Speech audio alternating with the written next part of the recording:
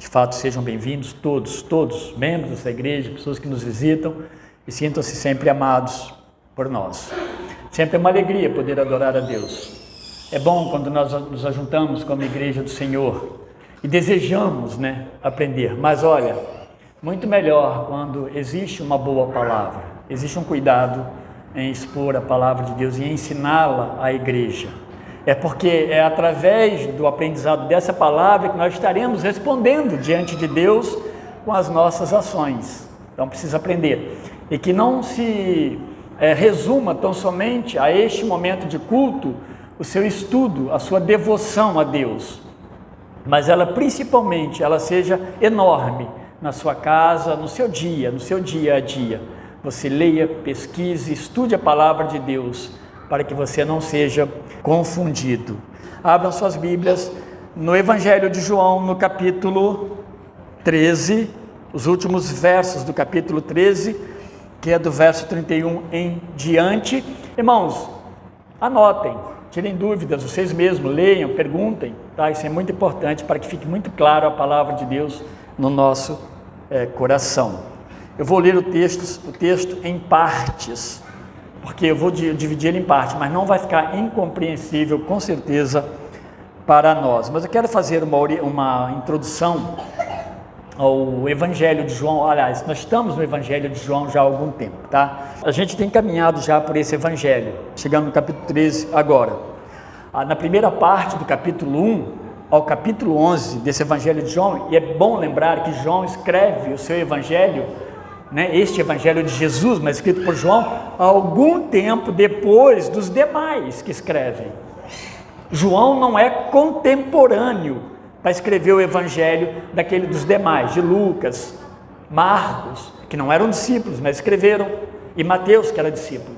Não, João escreve um tempo depois. João estava em Éfeso, a igreja já estava com as suas características iniciais bem estabelecidas. Havia tanta coisa boa dentro da igreja, o presbitério estava organizado, essa questão de liderança na igreja estava bem assim, mais claro para esse começo da igreja, a comunhão, o convívio estava bem estabelecido, mas também João já convivia com heresias, tentando adentrar a igreja.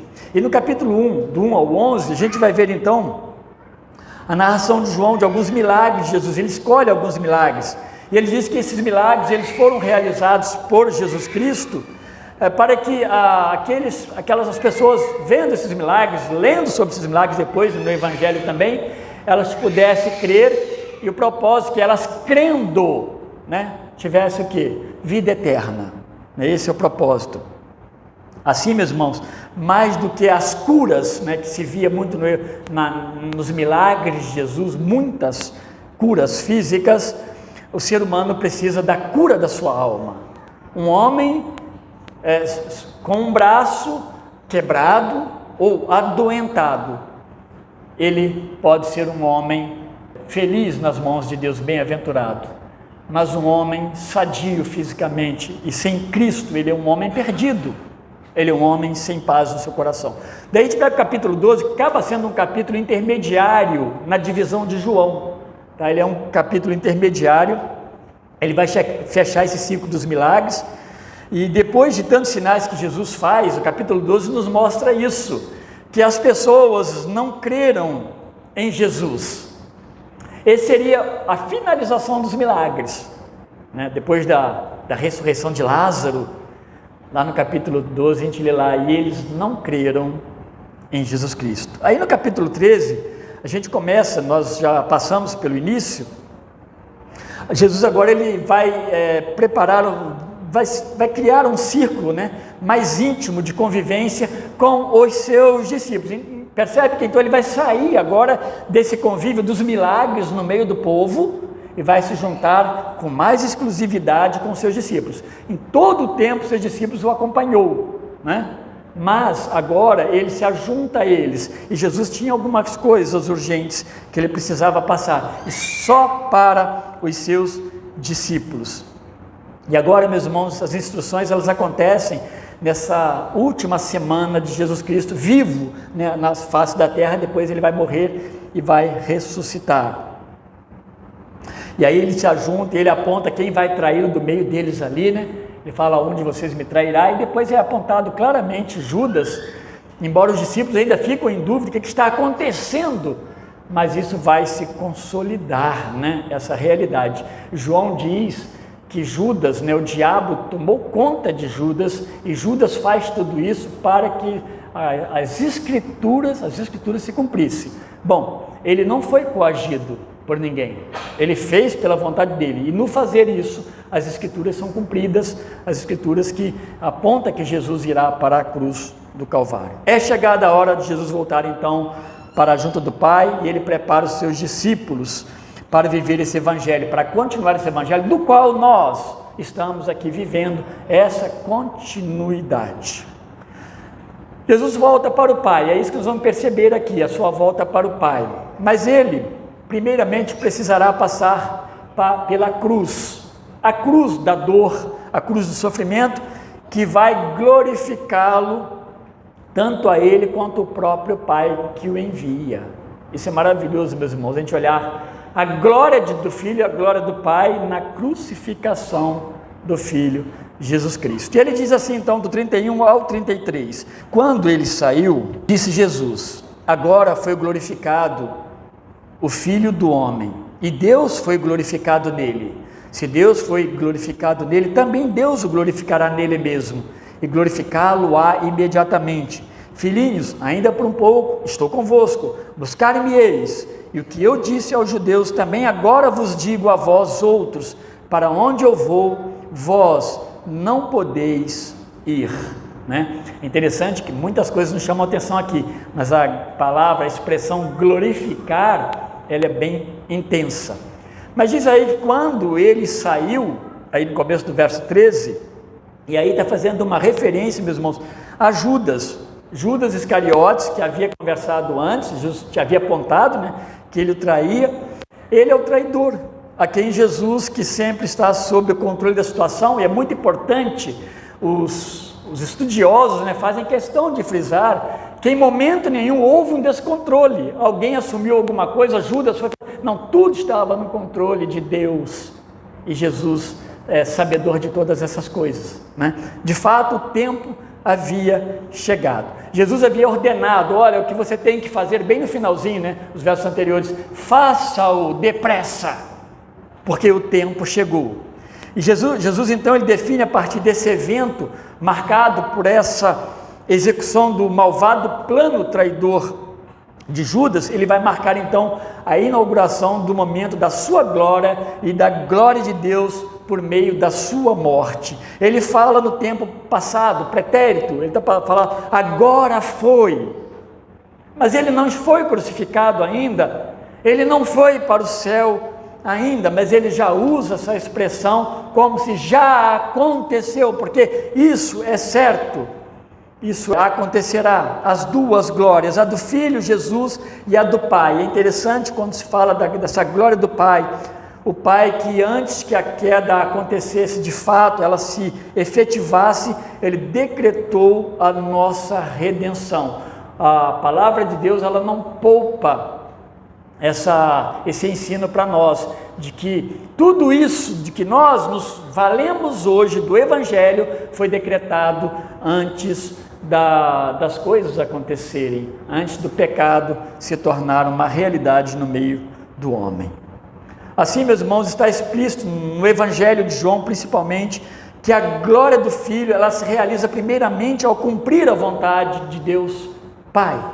Ainda nessas horas que antecedem a crucificação, ele vai orar a Deus, o Pai, no momento de enorme agonia, ele vai pedir que Deus passe, se possível for, esse cálice de sofrimento, esse momento de sofrimento.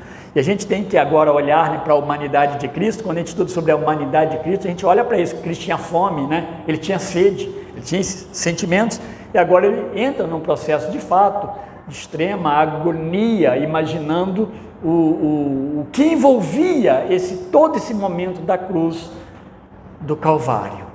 E ele ainda vai falar no tempo passado como algo que já aconteceu, porque é evidente que vai acontecer. Mas no final dessa oração, que João não descreve ela aqui, os outros evangelhos vão descrever com mais minuciosidade lá no monte, né? Ele sai para orar e eles dormem nesse momento, uma contradição. No final, a gente pegando os outros evangelhos, Jesus encerra com as seguintes palavras de resignação diante de Deus o Pai, como um filho obediente que está morrendo para ser glorificado e também glorificar a Deus Pai.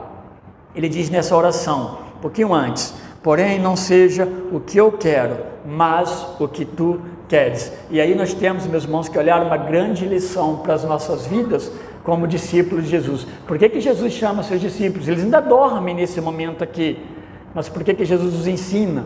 A igreja, meus irmãos, precisava estar bem firme no seu propósito de servir a Deus. Jesus em momento nenhum vai negar para eles que haverá pela caminhada um grande sofrimento para eles também.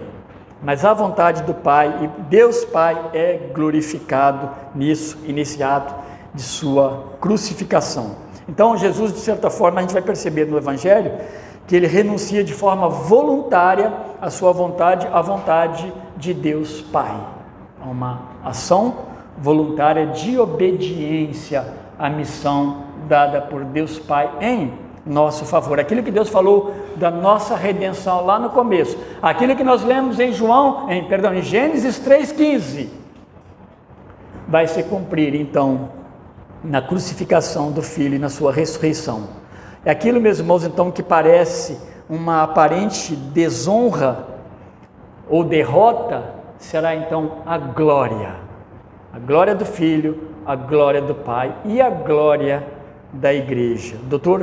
Hendrickson, William Hendrickson, ele é doutor em Novo Testamento, ele diz assim que quando nós olhamos para o ato sacrificial de Cristo, nós nunca sabemos o que admirar mais. Olha que interessante, se a submissão voluntária do Filho ou o desejo do Pai de entregar esse Filho para morrer por esse povo. Coisa maravilhosa.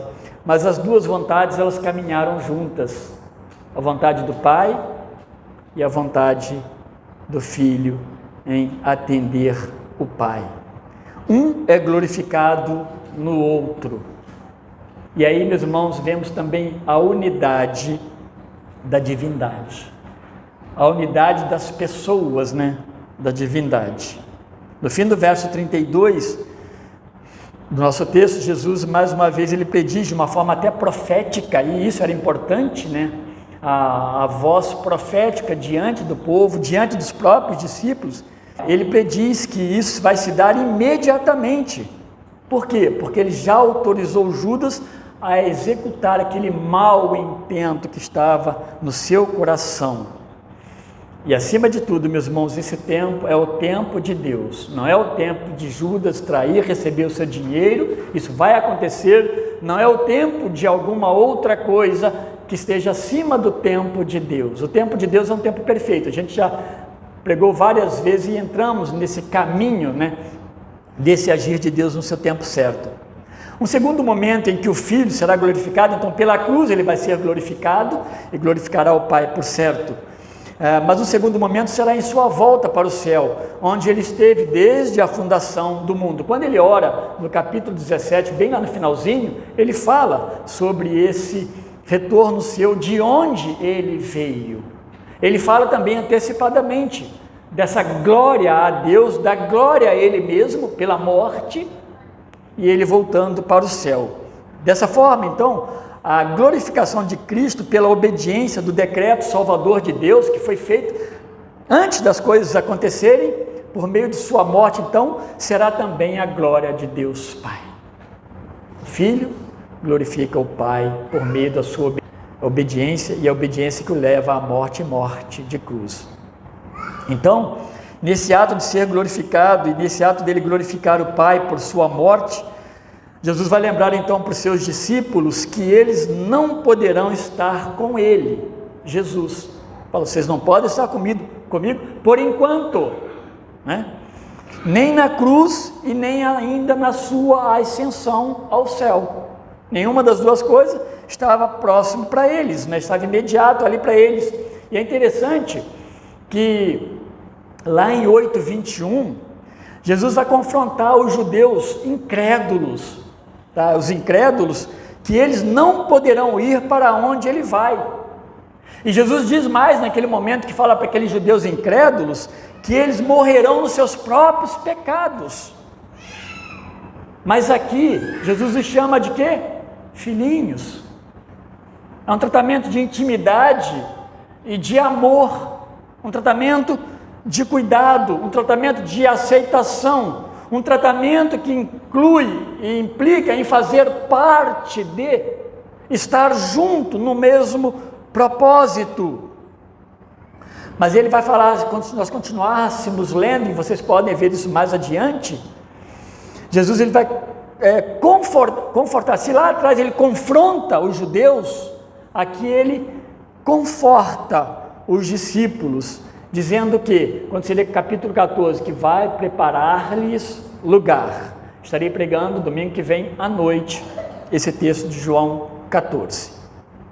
Essa então, meus irmãos, é uma tarefa do Filho de Deus, o Cordeiro sem pecado, o Cordeiro imaculado de Deus, que a partir da sua morte, da sua ressurreição, ele vai então inaugurar esse tempo da nova aliança, dos salvos pela graça, por meio da fé, por fim, a vida eterna. Isso tudo pelo ato de Jesus, glorificando a Deus, indo para a cruz do Calvário, morrendo pelos nossos pecados, ressuscitando e voltando ao céu. Há inúmeras verdades, né? Tudo é verdade, mas que nós podemos só destacar para as nossas vidas, nós não vamos levantar agora. Mas a ressurreição de Cristo, meus irmãos, abre também o caminho para a ressurreição dos seus filhos. Nós estaremos com ele para todo sempre. No segundo momento, eles deveriam também enxergar na cruz o amor autossacrificial de Cristo e, como verdadeiros discípulos, imitar a Cristo. Aí a gente vai ver dos versos 34 e 35. E Jesus diz então: novo mandamento vos dou, que vos ameis uns aos outros, assim como eu vos amei, que também vos ameis uns aos outros. Nisto, nesse amor comum, conhecerão todos que sois meus discípulos, se tiverdes amor uns aos outros. Parece que essa tônica bem comum de João nos faz repetir aqui quase que metodicamente, diversas vezes, esse tom da unidade da igreja. A gente vai encontrar isso em Atos, nas cartas de Paulo. João é bem firme nesse propósito dessa unidade em torno desse amor que a igreja deve evidenciar, obviamente. Leitores, meus irmãos, leitores cuidadosos das Escrituras Sagradas, de maneira especial ao Novo Testamento, vão perceber que esse mandamento de amar, ordenado aqui por Jesus Cristo, ele será a base da subsistência da igreja, daqueles que confessam Jesus Cristo, que se tornam discípulos de Jesus e se unem a um corpo por causa de Cristo. A igreja não vai ser conhecida por sua beleza plástica, pelas cores, pelas luzes ou as riquezas que ela pode até ter, em alguns casos até ostentar, mas ela vai ser reconhecida por parecer com Cristo. Ela não vai ter uma identidade pessoal se essa identidade não vir de Cristo. Ela não consegue criar uma identidade que venha dela mesmo, que essa identidade não se assemelhe a Cristo. Então pode ser uma identidade falsa, precisa ser conforme Cristo. E depois dele falar que ele vai para um lugar que eles não podem ir, ele vai falar que é necessário que eles amem uns aos outros. Eles precisavam compreender quem é este Jesus que os está ensinando, esse convívio, esse tempo todo junto, e agora esse olhar para a cruz, como que aparentemente é uma derrota, é um fracasso, eles vão precisar aprender e olhar como vitória. A realidade é que aqui mesmo nesse texto a gente vai perceber Pedro, ele negando a Cristo, mas dizendo que não negaria. Então, meus irmãos, é um aprendizado, o discipulado cristão. Seu mandamento de amor, embora demonstrado e ordenado, a gente percebe lá no Antigo Testamento, ele é novo, porque é como Jesus os amou. E vai ser diferente esse processo, esse convívio. Jesus demonstrou inúmeras vezes o seu amor de maneira prática aos seus discípulos, no convívio, no trato diário. Agora ele estava fechando esse ciclo, maximizando este amor, indo para a cruz. Essa maximização ela vai se dar na cruz, onde você dá a vida em demonstração do seu grande amor por quem você amou. Agora ele estava então fechando, e ele estava indo para a cruz, e é lá no capítulo 13, mas lá no verso 1, João descreve que Jesus amou os seus até o fim, no sentido de um amor completo, de um amor pleno por seus discípulos, e eles estavam vendo isso em Jesus Cristo. A seguir ele lava os pés, ainda no capítulo 13, a partir do verso 1, ele lava os pés dele, ele mostra serviço humilde, ele mostra renúncia, e também nesse ato de lavar os pés, ele prefigura o ato redentor por meio da sua morte na cruz. Esse ato de servir, ele não vai ser apenas aqui demonstrando que vocês vão precisar servir uns aos outros no dia a dia, mas de uma forma bem específica a Cristo, ele estaria servindo eles e servindo-nos através da cruz do Calvário. Eles precisariam então olhar para o amor autossacrificial de Cristo, precisariam imitar eles nos seus convívios diários, na vida congregacional, na vida da igreja. Eles precisariam refletir o relacionamento de amor existente entre o Pai e o Filho, e que João descreve em diversas partes do Evangelho, que ele aqui, autor, por parte de Jesus, capítulo 8, capítulo 10, capítulo 12, vários capítulos, ele vai falar dessa unidade dele com o Pai, de maneira então, eles precisavam olhar para isso, perceber isso, que esse amor entre o Pai e o Filho possa conduzir também o amor que vai reger a nova comunidade, no caso bem específico, os primeiros discípulos do Senhor Jesus Cristo. A igreja, meus irmãos, ela vai perceber isso, a igreja ela vai evidenciar isso. A gente vai perceber quando lê em Atos, amor dentro da igreja, essa prática é evidente, clara, entrega uns pelos outros, altruísmo, generosidade, constância, alegria em servir, dar, isso é muito claro na igreja. E ela crescia, a partir dos discípulos, então, a igreja ela vai crescendo, e as pessoas que estão por fora vão se maravilhando cada vez mais. Assim tem que ser a igreja, ainda hoje. Lá fora eles podem em alguns momentos negar, mas no fundo maravilharem-se com uma forma que a igreja vive, como ela pratica seus atos práticos de amor. De onde isso vem? Talvez essa deva ser a pergunta então. É como Jesus então finaliza o verso 35 dizendo que o amor mútuo entre eles será o cartão de identificação de que eles são discípulos dele, Cristo. Olha que coisa interessante. O amor entre nós, esse convívio, por causa do amor. Meus irmãos, se realmente isso não acontecesse, não houvesse, muitos de nós já teríamos desistido, A igreja seria apenas um lugar, de vez em quando estaria, Eu usaria a expressão que às vezes algumas pessoas usam, lá é um lugar de paz, eu gosto de lá, Mas eu não vivo com eles. Mas por causa do amor de Cristo e o amor que reina no meio de nós, é possível sim, essa convivência, essa subsistência até que o Senhor Jesus Cristo volte. É assim que funciona a comunidade dos que creem. A gente leu há uns dias atrás, aqui estudamos, Atos 4, a partir do verso 32, que essa é a comunidade dos que creem, e essa ideia de crer é a base da subsistência. O crer, eles creram em Cristo, eles aprenderam do amor de Cristo, receberam do amor de Cristo e evidenciaram o amor de Cristo dentro da própria comunidade. E esse amor então ele se expande para fora da igreja. O pecado do egoísmo é substituído pela presença do amor de Cristo. Nada mais eu e só eu, e agora somos nós. E menos preocupação com agendas pessoais, superficialidades e mais vida comum, de acordo com o amor de Cristo. O amor, diz Paulo em 1 Coríntios capítulo 13, verso 13, o amor é maior que a fé e que a esperança. Então não é por nada à toa que Deus deixa esse mandamento de amar uns aos outros para sermos discípulos de Cristo. E ele finaliza nos versos 36 até o 38, que eles deveriam então seguir a Cristo por meio de uma fé amadurecida. Pense bem nisso, não há essa expressão no texto. Mas, meus irmãos, o que vai nos distinguindo pessoalmente como filhos de Deus, servos de Deus e trabalhadores do reino, é esse amadurecimento que nós vamos tendo na nossa fé e no nosso serviço a Deus. Deus vai quebrando uma porção de coisa em nós que não servem, que não têm valor, e Deus vai colocando e nos reconstituindo como nova vida.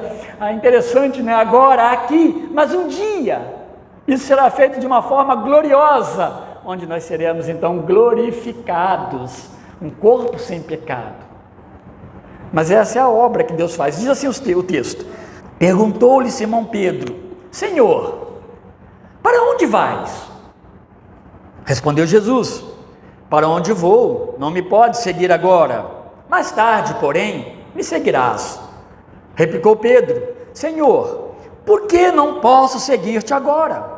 Por ti darei a própria vida. Respondeu Jesus: darás a vida por mim? Em verdade te digo, que jamais cantará o galo antes que me negues 3 vezes. Interessante que todos nós temos esse Pedro, né? Ou temos alguma coisa de Pedro. Creio que até precisamos, mas que isso redunde depois em aprendizado e crescimento para a glória de Deus. E aqui fica bem claro, meus irmãos, que a fé de Pedro ainda estava em construção. Essa fé que eu digo é essa maturidade, né? Na sua fé. E ele ainda não compreendia plenamente o significado de tudo que Jesus estava ensinando para eles. Já haviam passado 3 anos, mas é tão comum nós ainda na igreja percebermos pessoas com 10, 20 anos, que ainda não entenderam algumas coisas claramente, talvez por diversos motivos. Ele não estava ainda compreendendo tudo. Quando Jesus lava os pés deles, eu citei agora há pouco, ele havia advertido Pedro que o que ele estava fazendo, lavando os pés deles, eles compreenderiam claramente depois, lá no verso 7, vocês vão compreender esse meu ato depois, vocês precisam enxergar mais coisas, mas isso é importante. Então, essa deve ser a dinâmica da vida cristã, ou seja, a compreensão clara dos mandamentos do Evangelho para as nossas próprias vidas, à medida que vamos sendo instruídos pelo Evangelho. Então não podemos desprezar o Evangelho, precisamos ler com bastante cuidado. Eu tenho lido agora atualmente o Evangelho, como muitos fazem, né? E lá o Antigo Testamento. E dessa vez eu estou tomando cuidado de parar para, na minha leitura devocional, alguns textos eu estudar, porque às vezes eu deparo com algumas passagens que ela fala: meu Deus, se eu estou confuso, imagino também que alguns dos meus irmãos possam estar confusos. Pedro, ele estava acostumado a andar com Jesus Cristo, ele andava em todas as cidades, a gente vê nos evangelhos isso bem claro, ele andava por lugares desafiadores, ele andava pela Galileia toda, pela Samaria, cidades fora de Israel. Jesus fez milagres fora de Israel, eles entraram e navegaram, né, em barque curto, no mar da Galileia. Por isso então, meus irmãos, Pedro, a gente vai compreender isso, que ele não compreende que não pode continuar seguindo a Jesus. Como não posso ir junto contigo, onde quer fores, né? Talvez Pedro estava limitado a uma andança geográfica, a alguns lugares que Jesus pudesse adentrar. A cruz ainda não estava consolidada, né, nele, em Pedro, na sua mente, a respeito da obra de Cristo como o Salvador. E a cruz, ela era somente para Cristo, pois só Ele pode oferecer sacrifício pelo pecado. Então Cristo está dizendo aqui alguma coisa que Pedro vai ver depois, mas ele está se referindo a esse caminhar, a esse ir, passando pela cruz. E a cruz não cabe a Pedro, e não cabia a nenhum dos discípulos. A cruz era somente para Cristo. Nenhum deles poderia morrer, não haveria mérito nenhum na salvação se eles morressem por eles mesmos, como não há mérito nenhum em eu carregar uma cruz e até pedir para ser crucificado nela, pelo menos a respeito da salvação. Por isso que Jesus diz que agora, para Pedro, ele não podia ir com ele, mas por certo mais tarde, depois de presenciar sua morte, quando se encontrar no fronte da batalha, por causa do nome de Cristo, por causa do Evangelho. E de fato, meus irmãos, após a morte de Cristo, e depois, olhando para a morte de Cristo, a própria morte, de Pedro, que não foi uma morte salvadora, ele iria também para o céu. Ele ia para o caminho de Jesus, por crer em Jesus Cristo, mas não agora. Mas Pedro, rápido, sempre, como eu disse, nós temos bastante também de Pedro, muitas vezes irreflexivamente, ele não reflete imediatamente no que ele fala, ele vai soltar mais uma e ele diz estar tão preparado que poderia dar a vida por Jesus Cristo. Ele não podia, meus irmãos, na verdade, nem responder por ele mesmo, como vai acontecer. Ele não podia dar a vida por Jesus Cristo.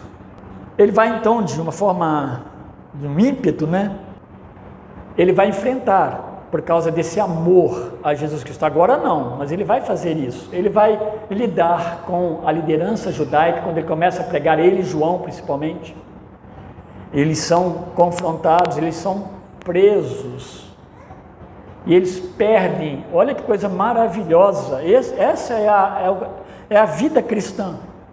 Ele perde os medos, os temores, e ele vai crescendo, e Deus vai sustentando, e ele vai sendo alimentado, o Espírito vai cuidando de Pedro. Então ele vai perdendo esses temores todos. Ele prega no Pentecostes, ele diz para o Sinédrio, olha, naquele momento, após a crucificação, ele vai dizer: em nenhum outro há salvação, porque também debaixo do céu nenhum outro nome há dado entre os homens, pelo qual devamos ser salvos, lá em Atos 4:20. Então Pedro vai mudar de fato, ele vai crescer, e vai continuar pecador, e vai continuar precisando pedir perdão a Deus pelos seus pecados.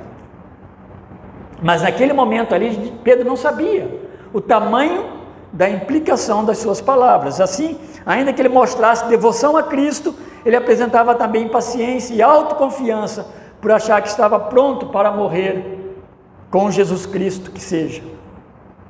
Marcos 14:29, ele coloca as palavras de Pedro como se ele estivesse falando alguma coisa que estivesse acima dos demais discípulos, que ele diz: ainda que todos se escandalizem, eu jamais me escandalizarei. Pedro, então, meus irmãos, deseja ser um servo leal, mas ainda não estava pronto, e jamais seria como ele pensava que deveria ser, com toda a sua coragem. Olha o quanto nós dependemos de fato de Deus em nós. O cristianismo, ele demanda perdas. Quando nós entramos no Evangelho, no cristianismo, por meio de Cristo, não venham, meus irmãos, achando que alcançamos o triunfalismo perfeito, e não há lutas e grandes derrotas, eu vou colocar aqui entre aspas, não derrotas espirituais, mas perdas físicas e materiais, sim.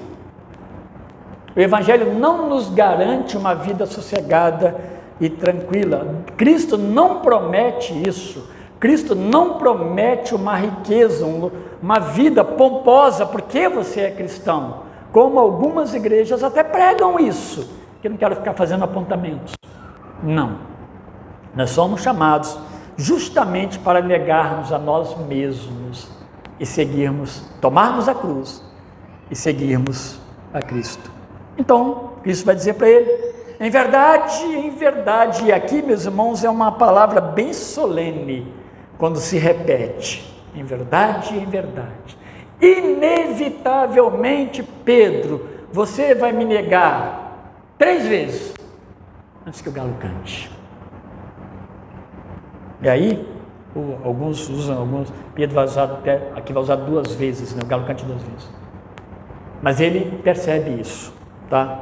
Quando chegar lá no capítulo 18, você vai deparar com isso aí. Pedro chora amargamente o que de fato aconteceu. Porque, de um lado, meus irmãos, o discípulo que não é o mestre, mas ele deve aprender a ser como o mestre, somos nós. Mas do outro nós temos o Messias, seguro, o mestre. Ele sabe o que ele está fazendo e por que está fazendo. Ele sabe o porquê da cruz. E nós precisamos, então, aprender com ele. Ele está pronto para sofrer essa amarga dor da cruz por causa do nosso pecado, né? Há um motivo grave aí, mas o ato dele proverá salvação para nós pecadores. Eu quero encerrar concluindo então com algumas orientações baseadas no que nós pudemos ver, pelo menos 3. Primeira, Jesus glorificou a Deus na sua obediência, nós vimos isso. E isso levou à morte da cruz. E Deus, o Pai, o glorificou na sua ressurreição. E o glorificou também quando o recebe na glória eterna. Jesus volta para o lugar de onde ele veio. Nossa obediência a Deus irá glorificá-lo. Nós não vamos ser Cristo, nós seremos como Cristo. E por crer em Cristo e obedecê-lo, seremos também um dia conduzidos à eternidade aonde Cristo está. Isso precisa nos alimentar e nos animar, nos encher de esperança. Segundo, como servos de Cristo e como alvos também do seu amor, nós o amamos, e esse amor deve, usando uma expressão que eu gosto muito que o Paulo usa, me empresta, tá, Paulo? Então, esse amor de Cristo em nós deve reverberar no seio da comunidade da fé. Porque nós não temos esse amor por nós, nós o temos por meio de Cristo. E esse amor prático e mútuo vai testemunhar que nós somos discípulos de Cristo. Essa comunidade, ela não vai ter outro nome. Comunidade dos filhos de Deus, dos salvos pela cruz. Comunidades que creem na cruz, né? Que não se envergonham da cruz. E por fim, graças a Deus que o plano de salvação de minha alma não inclui minha própria morte como sacrifício, a minha própria oferta, porque eu nem poderia fazê-lo, porque sou pecador. Então Jesus já fez tudo ao ir para a cruz no meu lugar, mas eu devo segui-lo em obediência e de forma consciente, no entendimento da minha salvação. Por que que eu sou um cristão? Por que que eu sigo a Cristo? Consciente da minha vocação cristã e das lutas que advirão por causa da minha fé em Cristo, e jamais negá-lo. Jamais negá-lo. É uma dependência então plena da graça de Deus na minha vida e na sua vida. E a certeza também de que um dia nós estaremos para sempre com Ele. A segurança, a esperança. O lugar que Cristo foi naquele momento, né? E preparar-nos lugar, e depois indo ao céu, nós estaremos para sempre com Ele.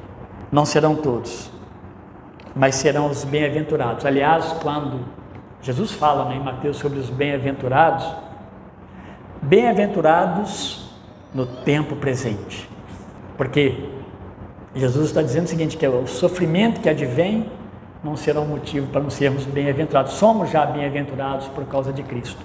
Mas lá naquela demonstração do capítulo 1 de Mateus, ali na sua exposição, ele termina que a nossa bem-aventurança também se concluirá no céu. Nós estaremos no céu com Ele. Versos 10 a 12. Deus abençoe, meus irmãos, as nossas vidas. Deus nos enriqueça com a sua graça e misericórdia, com o teu Santo Espírito. Vamos orar. Obrigado, Senhor Deus. Obrigado. Nós nunca fomos, ó Deus, merecedores, senão por causa da bondade de Deus em nós e por nós. Então, muito obrigado, Deus, porque Cristo foi para a cruz e ali Ele se deu sem pecado no nosso lugar. Obrigado, Senhor. Obrigado porque ali ele venceu a morte. 1 Coríntios vai dizer que onde está a morte, o teu aguilhão, o teu poder, já não existe mais, meu Deus. Porque o Senhor Jesus Cristo deu a vida por nós e nos salvou e nos libertou da condenação do pecado. Muito obrigado. Ensina-nos, ó Deus, e ajuda-nos como igreja a segui-lo e a servi-lo como servos fiéis e verdadeiros por causa do que o Senhor fez em nós.